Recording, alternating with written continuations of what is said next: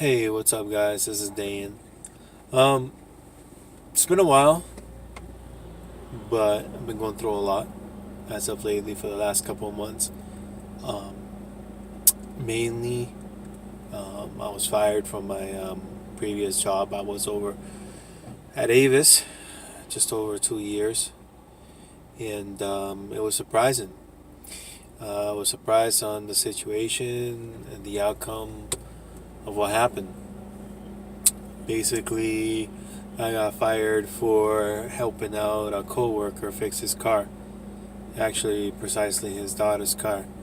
And it was after hours. I was punched out, and he begged me a couple of times. I told him a couple of times that I didn't want to help him because the job was going to take a while, and I already got out of a 12-hour shift, and but I decided to help him out anyways. And a couple of weeks later, they were going over some cameras, and they saw us working on his daughter's car. That's to pretty much sum up a long story, and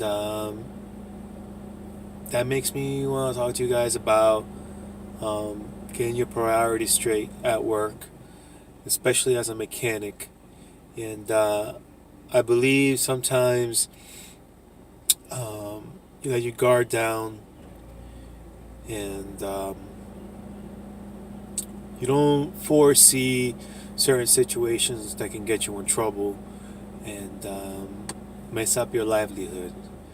I live on my own. Um, I pay rent. Um, I don't live with mom and dad basically. I don't have a roommate, and it's tough. Paying all the bills. I still got this car payment on my Evo, and I pay insurance on this car, and I got my work van that I pay insurance for, and credit cards. Um, I stored my Eagle Talon. That's my race car, and I pay $70 a month from that, and my cell phone bill. So I got a lot of bills to cover throughout each month, and it's tough. It's not easy, and being a mechanic kind of makes covers all that, just all my bills, and I'm able with my salary, I'm able to cover everything and have left over, to go party, go out to dinner, have a good time, go on dates, and if I have a girlfriend at the time, I'm able to, enjoy myself with her. We're able to go take little, many vacations or getaways and with my salary, and I've always been able to do that, ever since I became a professional mechanic. And I want you guys to realize that, we're actually doing better than most other, professions. There's a lot of people out there that have college degrees, and they're not making as much as a mechanic. Not to say that we're making a whole lot of money, but if you're a professional mechanic and you've been doing it for many years, you're able to, keep your head above water and some, you know. Um, so, couple points I wanna, and that I wanna give out, and some word of advice. Um, I don't think it's any particular order, but off the top of my head, first thing that pops in up into my head is savings. My grandma, bless her soul, I love her to death, and she always told me, "Papi, save money, save money, save money. Guarda dinero, guarda dinero, guarda." Big ups to all my Latin people out there. Um, you know, you know how Latin grandmothers can be. Um, Sometimes very pushy, but they really have a ton of wisdom to pass down. And I wish I would have listened to her a long time ago and started saving some money. I mean, not to say that I didn't have any money saved up, but I just didn't have enough money to cover all my needs for the time that I wasn't working. It was about a month and a half. Um, Number two, I want to say that follow the rules at work. It's very important. Cover your ass.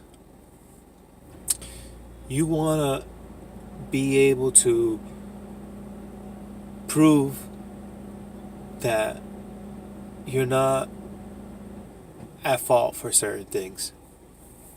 For example, write your paperwork correctly, type it up correctly on the computer, write your stories as much detail. It's very important to cover your ass. Um, that being also said, about helping other people, like in my case, um, you know, I understand in some places they even let you do side work. The manager or the boss doesn't care that you bring in, outside work. As long as, you're not doing it during, their hours or their work hours or whatever. And some people are even more extreme than that.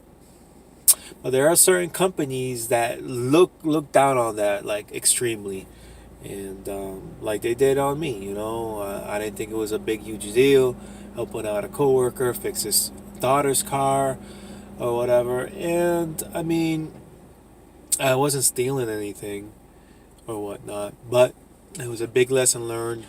Sometimes you just gotta follow by the rules, and I had to man up. There was no excuse for me. I just admitted it, and they said they were going to investigate or whatever. It's nonsense. Nothing to investigate, and just took it like a man. And I knew what was going to happen, and right away I started looking for a new job.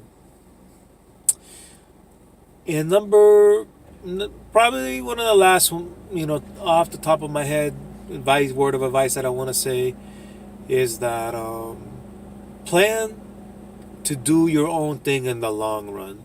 Always have a backup plan. This goes along with the savings part. What do you want to do? Do you really want to take, your career in that company to the maximum level, or do you want to kind of just be there for a while and kind of just, go through the motions and, just make of it what it is, nothing special about it. For me, I always talked about, opening my own shop and, doing something greater, like even if it was for that company, like if you're gonna stick with some company, you want to move up, you want to become, you don't want to be turning wrenches past 50 plus years old or a senior, because these days, we're gonna retire past 65, 67, but I'm 36 years old, and, God knows what's gonna happen 30 years from now. I'm gonna be 66 years old, and I doubt the retirement age is gonna be that much, for whatever case it is, your pension, your 401k, any type of savings that you have, you want to have something solid. You want to, be at the top of the food chain, and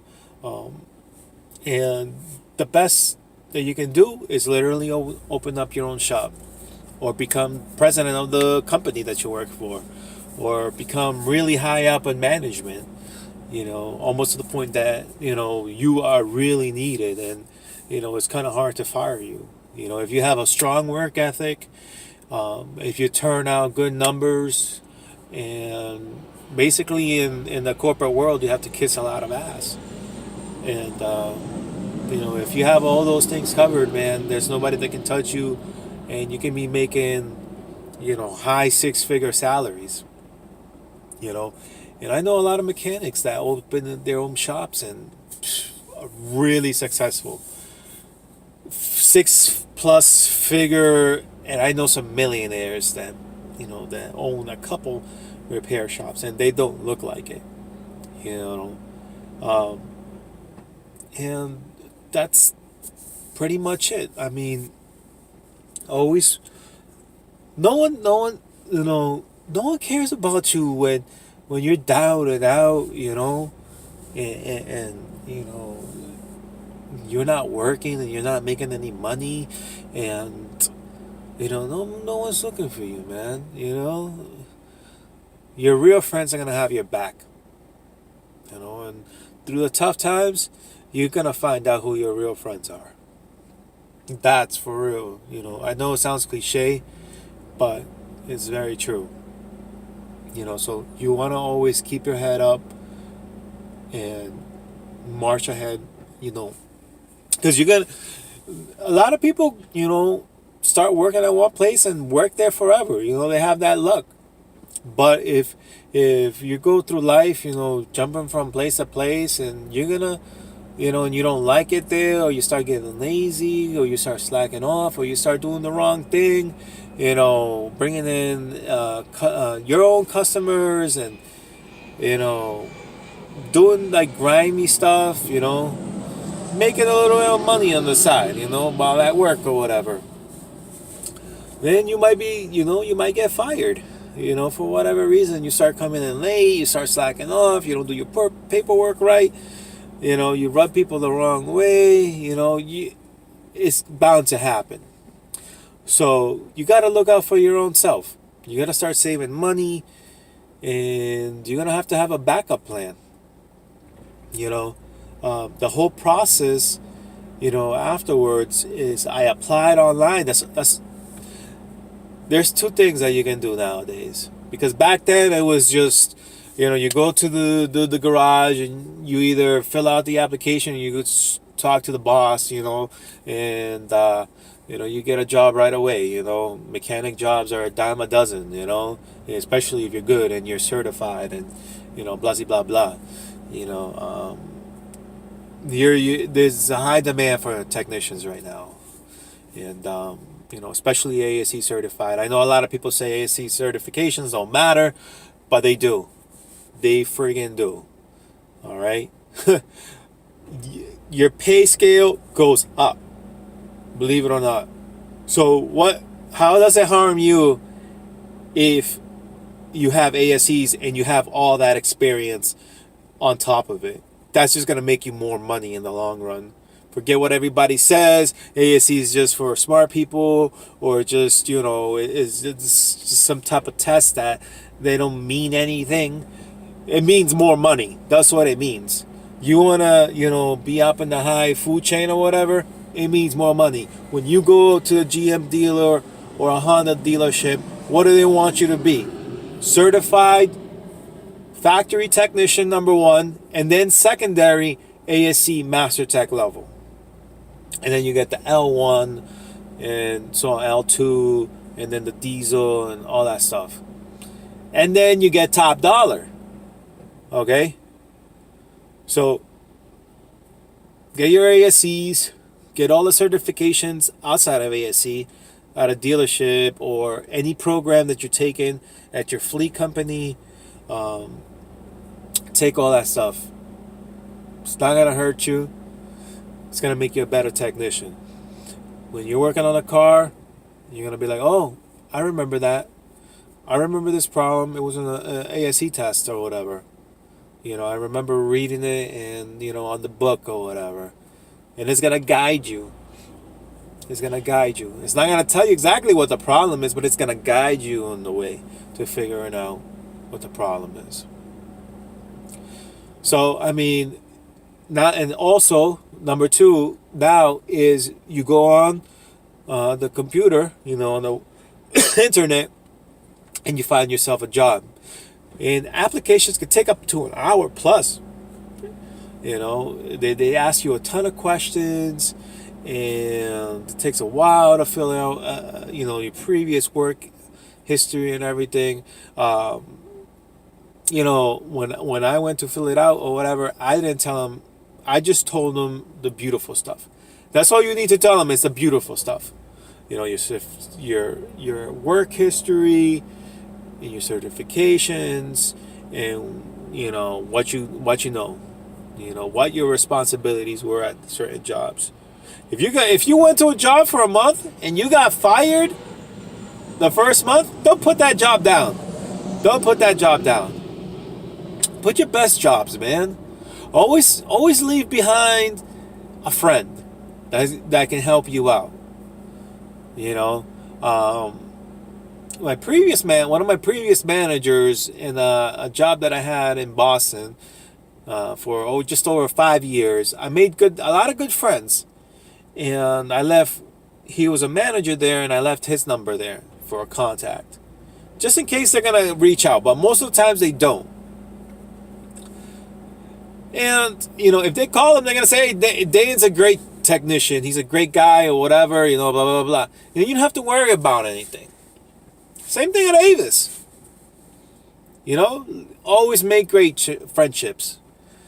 Either male or female. You never know. Let people talk shit. At my previous job, I had a great friend that was a female. I never hooked up with her or anything like that. We were just great friends. And she had my back. And I told her, hey, listen, I'm going to put you down, as that you were my manager or whatever. And if they call you, just, give them a good word. And she's like, yep, I got you. And always build great relationships, with the people around you, but also be aware of the people that are fake. Some people are going to be friendly in front of you, but as time goes by, you're going to pick out certain things that are going to make you realize if their friendship is for real or not. Okay, I want to wrap this video up, and I just want to say one more thing. I was lucky to land a job right away. It took 2 weeks for the background check and almost 2 weeks for the drug test. I think they went on like Thanksgiving break or whatever. That's why it took so long for the drug test.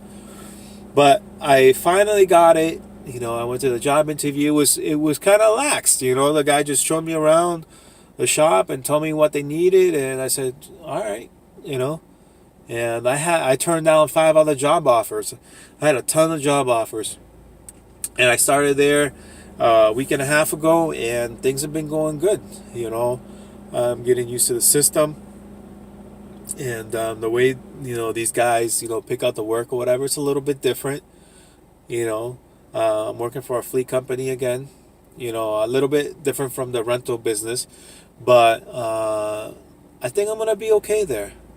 I'm gonna be fine, and also I'm gonna start saving up more money, and I'm gonna have a plan B. You're always gonna have a plan B, and I'm gonna come up with something, because any day these companies can go under, or they'll tell you just to bounce. So you can't never get too comfortable. That's my whole point. Don't ever get too comfortable where you're at. Always have a backup plan. Always have money saved up. And if you're a single guy and you're out there renting your own apartment and paying a lot of bills and paying a car note, paying insurance, paying credit card bills, paying your school, debt off, bro, I suggest that you save up a minimum of $5,000, so you can withstand about 2 months worth of no work. Because it takes about a month to look for work and get hired. A month to 2 months. 2 months the most. If you have good credentials and you have a good work history, most companies don't even check up on, if you got fired or not. They want you to come and work for them. They want you on the team. Anyways, this video has run too long, 20 minutes. And any questions, just let me know. Peace out, guys.